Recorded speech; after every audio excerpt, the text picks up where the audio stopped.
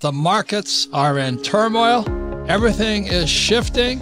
And if you're not paying attention, you're going to get wiped out. This is about the greatest bubble. And for those of you with a 401k or hoping for retirement or playing golf for the rest of your life, you better pay attention. Because I think, and a lot of other people think, the biggest stock market crash is on us now. What is going on in the world right now has never happened in the history of the world. I mean, I knew our leaders were screwed up, but not this screwed up. So the crash is bigger than I thought. So in March of 2020 was the biggest crash in world history of the stock market, but nobody knows anything about it because everybody's quarantined at home thinking about coronavirus and social distancing and wearing face masks. So people are missing out on one of the biggest catastrophic cash heists in the history of the world. They don't even know what's happening. Now, the good news is I'm going to make a fortune. This is the best time if you're ready for it. I want you guys who are sitting at home, licking your wounds and wondering when you're going to go back to work and you can get your lattes and cappuccinos and pizzas. Just know you might be missing one of the biggest opportunities in the history of the world because our governments have really screwed up. I won't talk about conspiracy, but something's fishy about this corona crisis. Why did they have to shut down the whole damn world? And I think it's because they're covering up something very, very big. I mean, how can you shut down the whole world economy? And the reason that's really good news is because both the Fed and the Treasury, they're supposed to be separate, but they're now scratching each other's back, which proves they were never separate at all. And most people, that doesn't make any sense to them. And that's why this is probably the most important program, but it's not. See, most people just watch the stock market. That's all they watch. They don't know much about whether much the home prices in their neighborhood. And that's not good enough. What does the future hold? Right now, when you look at the future, the baby boomers are old guys. They're the first generation, I think, to have a 401k because we came off what's called defined benefit pension plan and went to a defined contribution, which is the 401k or IRA or SEPs. So the baby boomers for the first generation to be hanging with their butt out in the air right now. And if the market crashes, they're gone. Whereas my parents' generation, the World War II generation, they had a defined benefit pension plan. That's like what Ford still gives out, I think. So if the market crashed, Ford still made sure you got a paycheck for life. So the baby boomers, you're screwed. Listen to this program now. And if you're the kid or child or grandkid of a baby boomer, you better listen up too, because you don't want grandpa and grandma moving in with you when they get wiped out in this next crash. But if you're feeling bad, this is your program. If you're worried about what's going to happen to moi, this is your program. So we're here to save your soul and your checkbook. This is called economics. It's called bubble economics. What's happening in the world today, and this goes all over the world. All over the world. Every country is doing this right now. Rather than paying their bills, they print money. And the economy stays safe for a while, then it goes down. So in 2000, it crashed. But did they fix the problem? No. And in 2008, it crashed again. Did they fix the problem? No.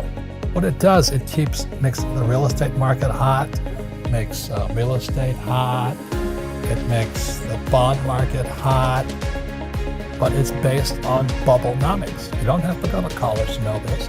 College degrees, they have no pension because they drank the Kool-Aid of go to school, get a job, and get a pension. And this crash here may be the end of the earth. And what's probably going to happen is called MMT. MMT is modern monetary theory. I call it Marxist monetary theory. And that's why Bernie Sanders and Elizabeth Warren, they said, let's attack the rich. Let's attack the rich. And they hate Trump. And people are blaming Trump now for this crash. And I said, it was already in the cards. 2016, it was going to go down anyway. Mm-hmm. It's just that Trump got elected. Whatever goes up has to come down. And it's coming down the biggest ever. The board is bright red. Mm-hmm. So the biggest thing here is that what I say to young people is invest in this here. Because that's all I did. But the reason is we believe in teaching people to fish. Mm-hmm. Our school system teaches you to give people fish. And there's 20% of the population, it's the 80-20 rule, it's called Pareto's Law. 80% versus 20%. So 80% of the people need to learn how to fish. 20% need to be given fish. The problem is what Bernie Sanders and Elizabeth Warren and all these socialists and communists are saying, they're good people. I agree with them. But the number of people who need to be given fish only increases. So you can listen to the school teachers who say that we should take care of the poor, and we should, but not by giving them money. As I'm talking about the economy dying, the reason I say that is the Fed is incompetent. Now, the Fed, what I mean by incompetent, they can't save us. It's gone too far. They've been printing money since 1971. And instead of fixing the problem, they just kept making the problem worse. So let me give you an idea how much $1 trillion is and why I'm saying the Fed is incompetent and dying. So $1 trillion is a lot of money. And all you have to do today is hit a button. You don't have to print it anymore. Just hit a button, say 1 trillion, 2 trillion. So if you spent $1 every second, it would take you 35,000 years to spend $1 trillion. Now, I don't know about you, but I don't think you and I are going to be around in 35,000 years. But I think they just printed $3 or $4 trillion in the last few months. That's how much they're printing. So if you're saving money, I'll pray for you tonight, because your savings are actually real money. In other words, if you worked for it and you paid the taxes on that money you worked for, that's real legitimate money. Unfortunately, the Fed is printing trillions and they're going to pay you nothing for your savings. I mean, when I was a kid, I got 15% on my savings. Today, you get nothing. So the Fed is screwing you. That's the term. What I understand about Bitcoin is that it just had a halving. And a halving means they print less of it. At the same time, Bitcoin is printing less, the Fed is printing trillions. Now, you don't need a degree in rocket science to figure that one out. The Fed is making the US dollar or any currency, the yen, the euro, the peso, softer. Bitcoin is getting harder. Gold is getting harder. Silver is getting harder. That's why I don't buy gold, silver, and Bitcoin to get rich. I just hate getting screwed by the Federal Reserve Bank and the Treasury. So if you want to keep saving money and putting it in the stock market, more power to you. But all that paper stuff is printed. And the CEOs of these stock market companies, they did a side deal with the Fed. So the Fed was loaning them billions of dollars for them to jack their stock price up.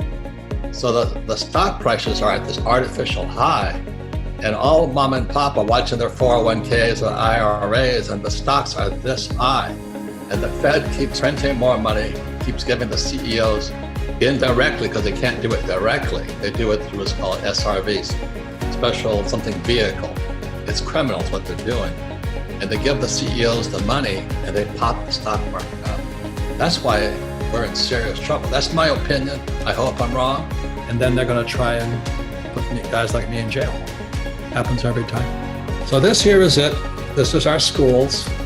Go to school, get a job, become a small entrepreneur, start a pizza shop or something. I don't do that, because these guys pay 40% in taxes. Remember, money is debt and taxes. They work for money, they pay 40% in taxes. They work for money, they pay 60% in taxes. So the small entrepreneurs, the guys who are just startups, they're going to pay the highest taxes around. But the big business guys like Elon Musk and Bill Gates and Rich Dad here, we only pay 20% tax. We're inside investors. I put my own deals together. I don't touch stocks, bonds, mutual funds, ETFs. I'll create my own deal, like the water deal I talked about. I'm doing a Green New Deal, but I'll pay no taxes at all. And that's what financial education does.